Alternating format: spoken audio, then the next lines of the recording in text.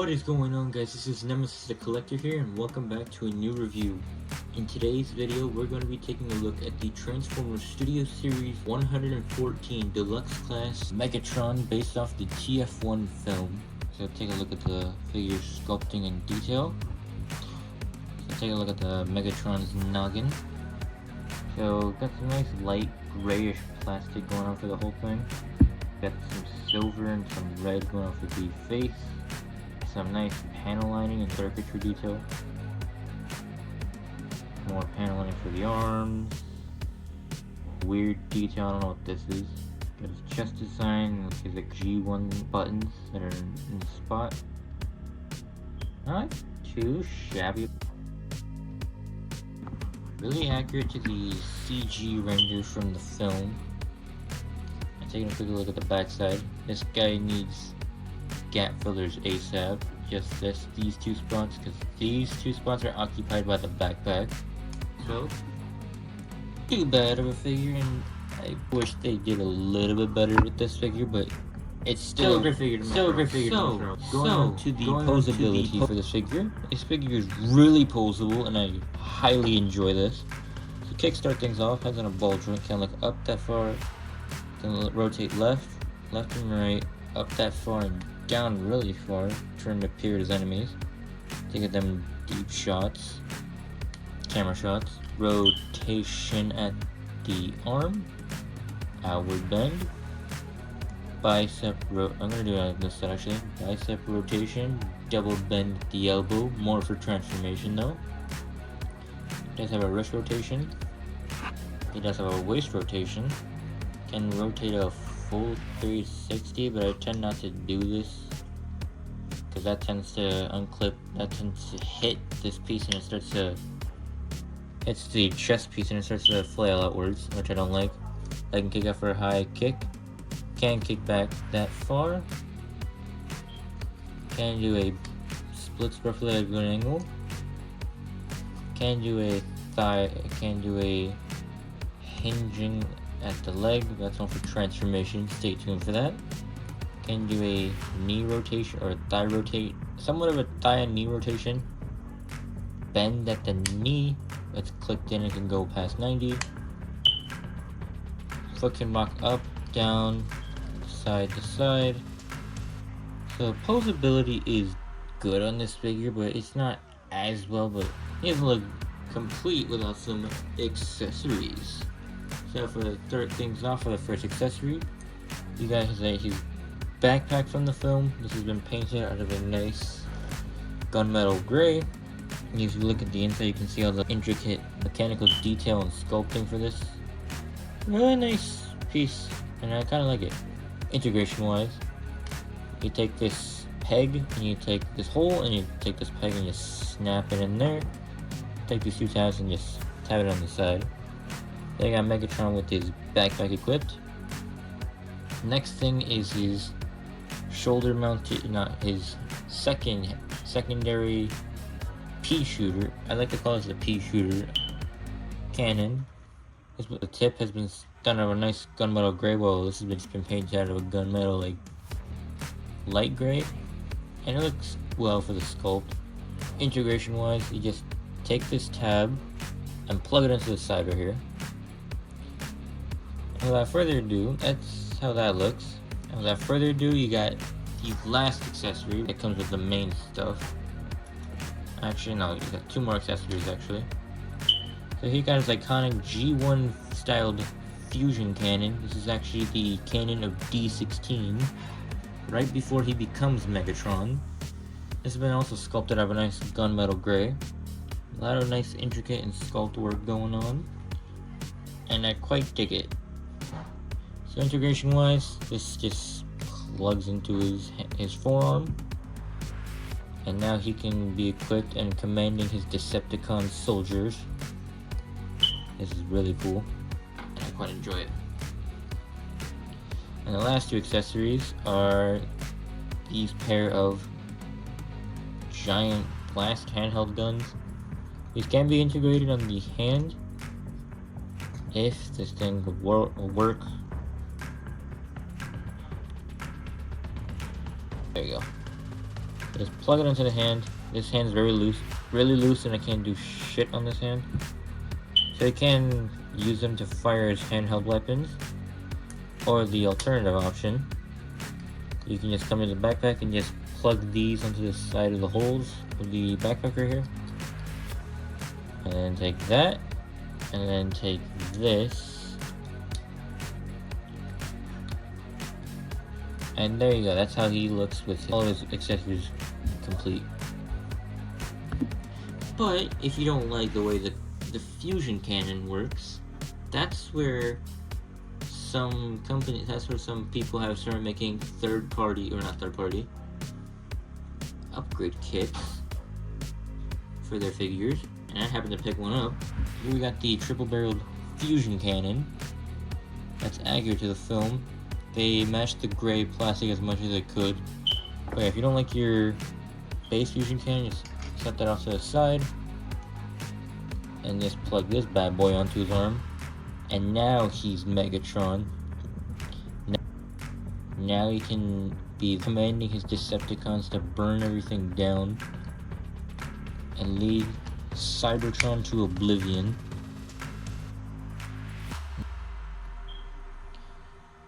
Now you can just have him in a nice pose commanding his Decepticons. Now you can have him in the pose of when he says burn it down, all of it. Yeah, that's how that looks, and I quite dig this upgrade kit. And I'm just gonna take all the accessories that I don't need, like those two, put those off to the side. And then I'm just gonna take the backpack and just plug that back in. So not too shabby for the accessories, and I quite enjoy it a lot. Just plug that back in, just put that back where it belongs, like that. So not too bad of a figure, and it's quite enjoyable. So for comparisons for Studio Series Megatron, so for starters, here we have Studio Series Concept Art Sunstreaker, mainline Orion Pax, mainline Prime Changers Alpha Trion, Prime Changers B127, or also known as Badassatron, Legacy Evolution Deluxe Detritus, there we go, Core Class Starscream from Bumblebee movie, and last but not least, Studio Series 112 Optimus Prime. So there you go. So those were all the comparisons for robot mode. And now turning down to transformation. This guy's transformation is interesting, and it does borrow a little bit of parts from other figures, which I'm kind of disappointed about, but so turning down to transformation. This guy's transformation is fun, ingenuitive, and it does kind of borrow the parts from other figures, which I'm kind of disappointed about, but nothing too bad going on. So to kickstart things off, we're gonna remove all the accessories and just put them off to the side. And now for starters, you want to rotate the fists till the whole of fist is aligned with the hole on the side. So you want to rotate the fist to where the hole is facing the outside of the port. You're going to want to rotate this around and use that double elbow joint and take this tab and plug it into that slot. So snap that in. Don't apply too much pressure because eventually it will snap on you if you guys are not careful with it. I'm being a little bit rough on mine, so repeat the exact same process on the other side. Rotate the arm around with the elbow joint and just tap that in. And the next thing you're going to want to do is move on to the legs. Rotate at the thigh joint so this is facing the outside. Do the exact same thing on the other side.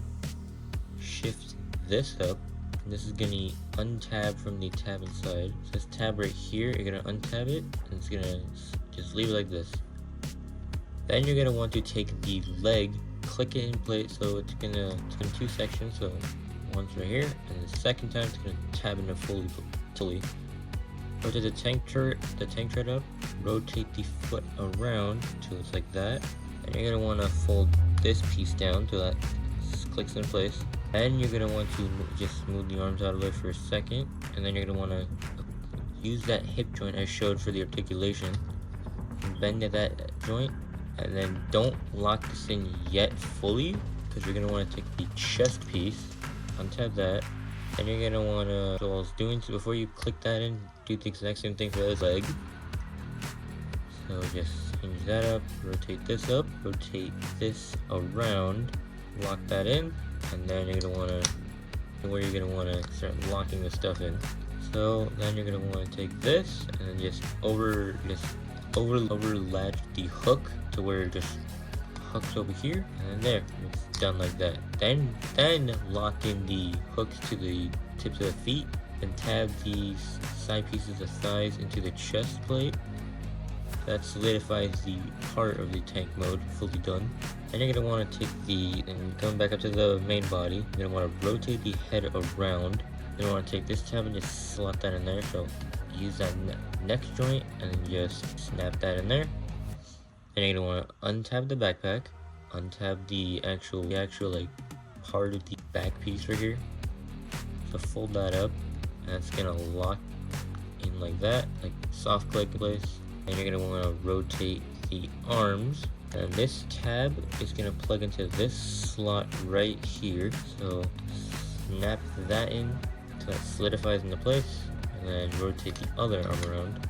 And the backpack does tend to fall on you, so just don't worry about it. So take the other tab that right there, and then you got the base tank, and then the base of the tank mode. So then just plug the backpack back in if it fell off.